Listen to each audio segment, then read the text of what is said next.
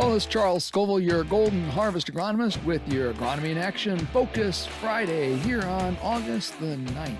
So I'm coming to you today, recorded directly from the Shiawassee County Fair. So though I've been spending time with family and friends this week, I did have a chance to judge the crops contest, and I've gotten a few photos and calls from, between the livestock shows and the elephant ears. And therefore, this may be a shorter session today, but again, just trying to focus on crop progress and agronomy questions that we're getting for the week by crop. So let's get started. Always going to start here with the current MSU Enviro Weather site showing us that our crop progress continues to be ahead of normal. In fact, as we look at the numbers, East Lansing is about 77 heat units ahead of the 5-year average. Allegan, 69. We go down to Deerfield, Blissfield in the southeast part of the state, 99 heat units ahead of the 5-year average. But not to be undone, the Sandusky site, 101, and Ithaca, 103 heat units ahead of the 5-year average. So what does that really mean in the way of days? If you figure a day like we're running into now of a high of 76, a low of 56, that puts us at about 15 heat units a day. So those numbers give us 5 to 7 days ahead of normal. And listening this morning, it sounds like that trend is going to continue into the fall.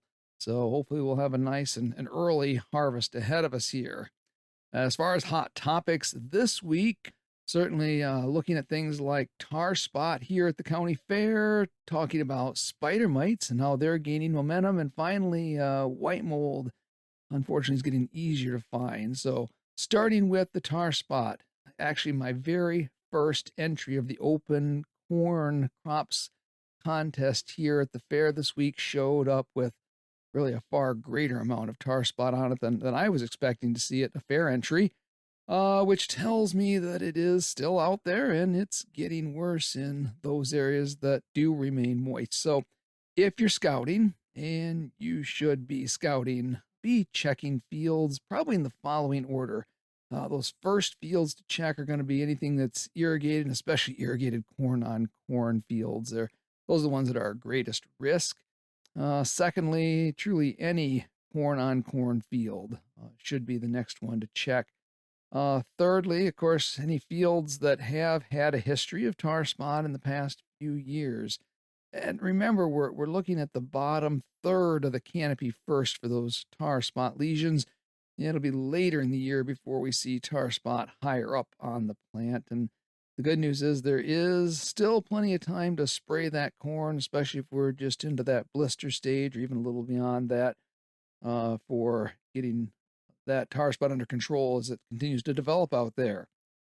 As far as spider mites, I got my second call this week from that kind of drier the north central part of the state of Michigan this week. So remember that, the affected leaves are going to be kind of that molted kind of look to them.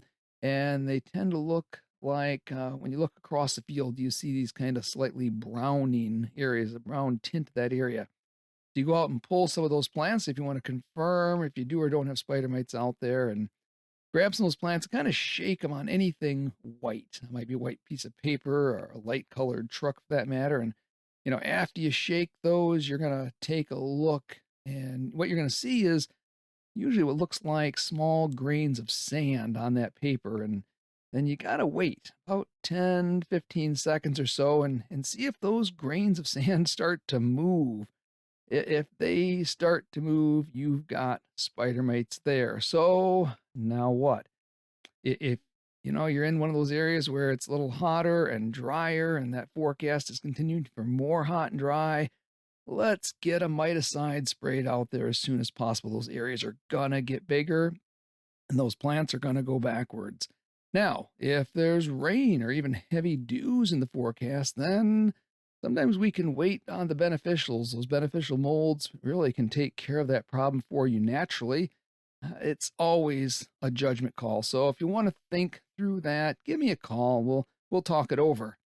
So finally, last week, of course, we talked about white mold, and it's only getting worse.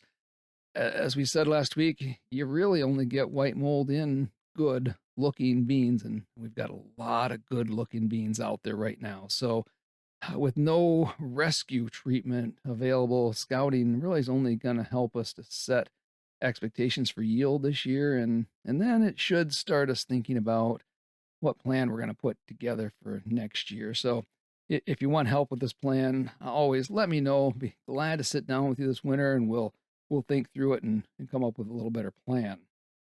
So before I let you go this week, I wanted to give you one more encouragement to consider entering the NCGA High Yield Contest this year. Remember, entries are due the 14th of August. That's coming right up.